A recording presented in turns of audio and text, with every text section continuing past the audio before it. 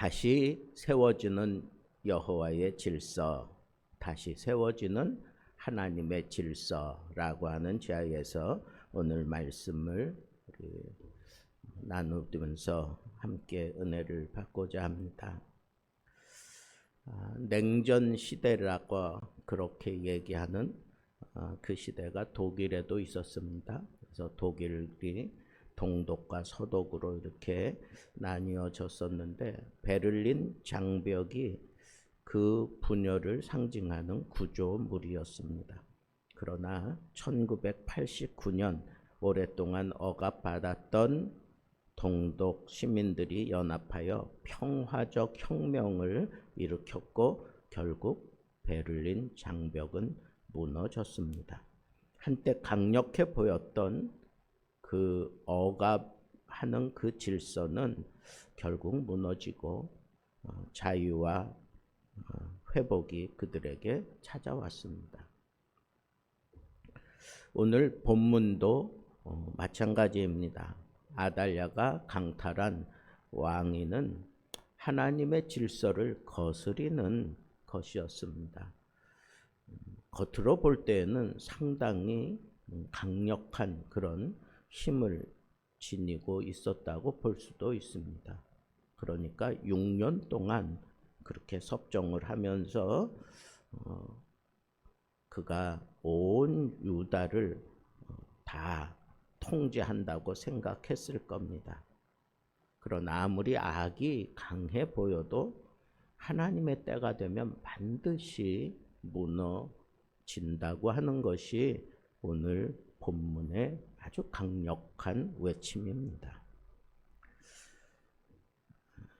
하나님께서는 이른바 반정을 일으키게 되는데 그 반정의 주역은 준비된 사람들을 하나님이 사용하신다라고 하는 교훈을 우리에게 먼저 주는 겁니다.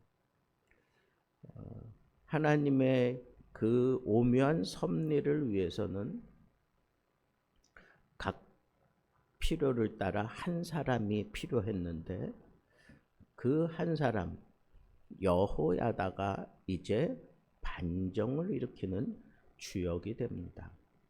그는 6년 동안 성전에서 요아스 왕을 잘 어릴 적부터 요람에서부터 말씀으로 잘 가르치다가 제 7년째 되는 해에 그때 이제 비로소 이 반정을 일으키게 되는 것을 보게 됩니다. 그런데 이 여호야다가 제사장인데 이 여호야다 곁에는 함께 할 수 있는 믿음으로 하나님의 질서를 세워갈 수 있는 함께 하는 사람들이 주변에 포진되어 있는 것을 볼 수가 있고 그 사람들을 위시해서 이 사람들이 유다 전역으로 가서 거기서 레위 사람들과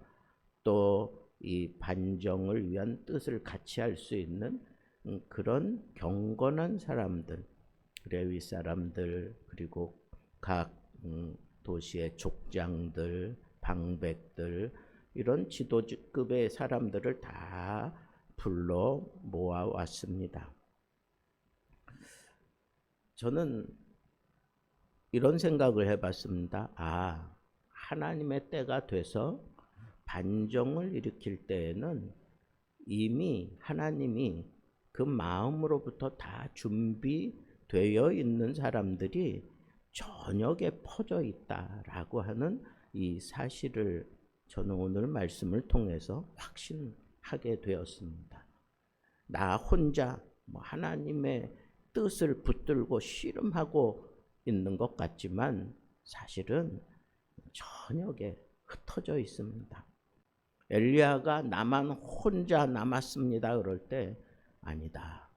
너를 위하여 바알에게 무릎 꿇지 않고 기도하는 그 용사들이 7,000명이나 있다라고 그렇게 우리에게 깜짝 그런 발표를 했던 것도 우리는 잘 알고 있습니다. 여러분, 하나님이 나를 부르시고 나를 사용하신다라고 하는 확신이 있을 때 우리가 제일 먼저 해야 되는 것은 주변을 둘러보면서 준비된 사람들을 찾는 그런 일부터 해야 하는 겁니다. 하나님은 다 준비해 놓으시는 여호와 이레의 하나님이시잖아요. 아브라함이 그저 아무런 그런 대꾸도 안 하고 불평불만하지 않고 그냥 하나님이 가라 하신 그곳까지 묵묵하게 걸어가서 정말 하나님의 뜻을 친히 행하려고 그렇게 아주 결단을 내리고 시행하는 가운데 하나님께서 예비해 놓았던 그 재물을 알게 되었고 또 그것을 가지고 하나님 앞에 제사를 드리며 그 모든 의심, 그 모든 혼란, 이 모든 것 싹 정리되는 것처럼 준비된 재물 만나는 동안 이 아브라함 마음속에 있었던 그 모든 잡다한 생각들 싹 정리되지 않았겠습니까? 마찬가지입니다. 우리가 하나님의 뜻을 행하고 하나님의 역사를 행할 때 반드시 하나님께서 그 선한 일을 위하여 나를 사용하실 때에는 준비된 사람들이 있으니 그 준비된 사람들과 함께 그 일을 풀어가는 것이 아주 지혜로운 그런 일이다라고 얘기할 수가 있습니다. 자, 그런데 이렇게 준비된 사람들만 가지고 그 준비된 사람들을 내가 불러 모았어도 일의 주도권은 나에게 있는 겁니다. 여호야다에게 있었어요. 그들과 상세하게 의논하지 않았습니다. 여호야다가 하나하나 그동안 계획했던 모든 것들을 하나하나 지시했지 그들과 의논하지 않았습니다. 지시한 거예요. 여러분, 우리는 어떤 일을 이루기 위해서 의논할 때도 있지만 중요한 것은 하나님이 나에게 주신 이 확고한 신념을 가지고 풀어갈 때에는 내가 컨트롤하고 내가 주도해 가야 하는 것입니다. 그럴 때 질서가 잡히고 일사불란하게 움직이게 되는 것을 알 수가 있습니다.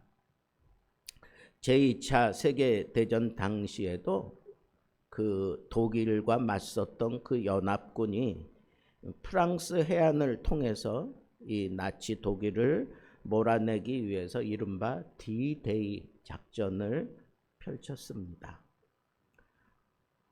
1년 넘게 철저한 계획을 세운 끝에 1944년 6월 6일 노르망디 상륙 작전이 실행되었고 결국 그 전쟁에서 승리하고 유럽의 해방을 안겨주는 그런 계기가 되었던 것을 우리는 역사적으로도 잘 알고 있습니다.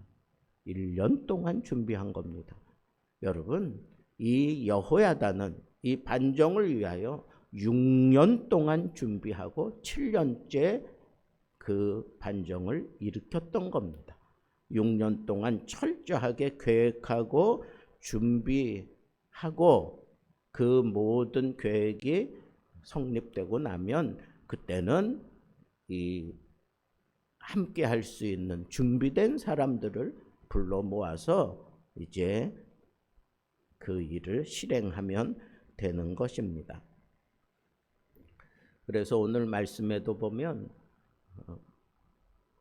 방백들과 백성들과 그리고 레위 사람들, 이 사람들이 아주 철저하게 준비된 대로 움직이면서 한번 그렇게 준비하는 그런 시간들을 갖는 것처럼 그 성전의 제사장들이 일하는 그런 사람들이 있는가 하면 쉬는 사람들이 있는데 이제 이 계획을 실행할 때에는 이 쉬는 사람들도 이 성전 영역에서 벗어나지 못하게 하고 그렇게 준비했다가 한꺼번에 이 사역을 감당해 나갔던 것을 볼 수가 있습니다.